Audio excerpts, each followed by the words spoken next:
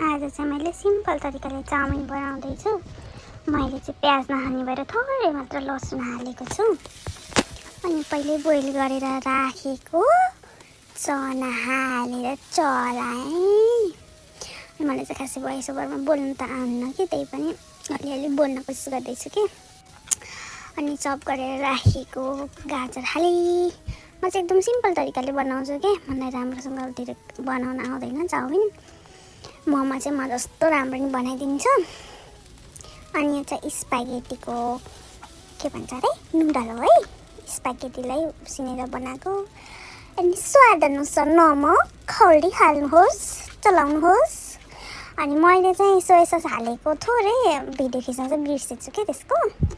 अनि रेडी भयो। अनि लास्टमा चाहिँ मैले के भन्छ अरे हरियो खुर्सानी र धनियाँले गार्निसिङ गरेँ। अनि त्यही केचप हालेँ अनि कम खाएँ के गर्नु त है, बिदामा यस्तै खाएर बस्ने मोटाउने।